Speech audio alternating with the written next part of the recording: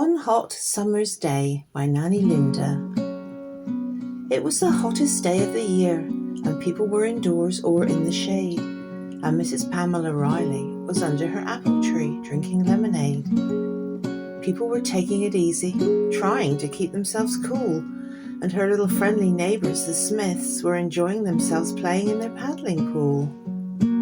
Their mum and dad were sat there too, under a huge red parasol, picnicking on party snacks and homemade sausage rolls. Her other neighbours, the McGoverns, were having a barbecue.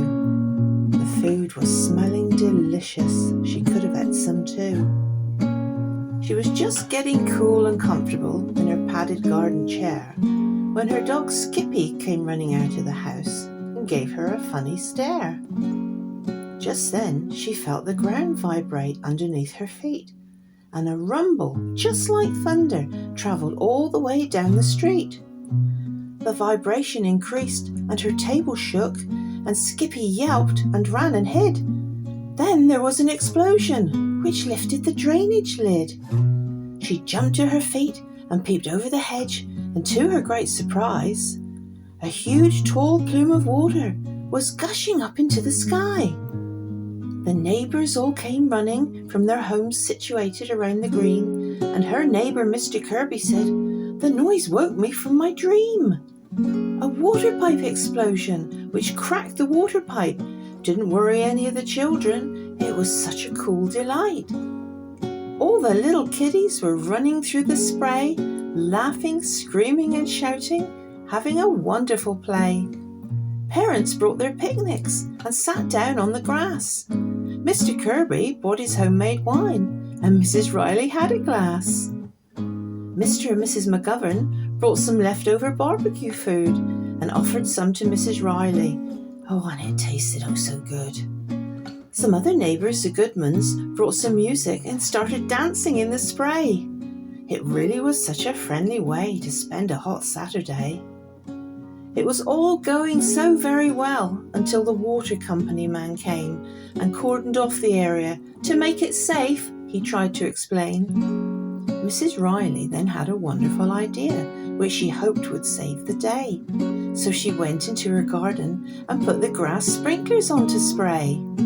So the party then continued, and the Goodmans bought some garden lights. Thankfully it was the weekend, so it continued into the night. Mrs. Riley had a very special and most wonderful of days, getting to know all her neighbours in so many different ways. Then on Sunday morning, when taking Skippy for his daily walk, she bumped into Mr. Kirby, who said, "I enjoyed our Saturday talk. Maybe we could do it again sometime and go out for a meal." "Oh yes," replied Mrs. Riley, "you have got yourself a deal." Then on Monday the Smith children came for a visit, knocking at her door. "Thank you for saving our water party. Can we help you with any chores?" Tuesday she saw the Goodmans, who brought the music to the green. They said it was one of the best parties to which they had ever been. On Wednesday Mr. and Mrs. McGovern invited her to tea, and she really did enjoy herself in their lovely company. All her lovely neighbours had promised to keep in touch. They had gotten to know Mrs. Riley and liked her very much. As the weeks turned into months, the neighbours all kept an eye, visiting Mrs. Riley and popping in for chats when passing by. So Mrs. Riley decided to make it an annual water party event. And if it wasn't hot and sunny and rained, she could even put up a tent. She was secretly very grateful to that faulty water pipe, as it had given her a new lease on life with new friends who were a delight. It's surprising what can happen in life when odd circumstances are at play. Having such a wonderful time on one hot summer's day.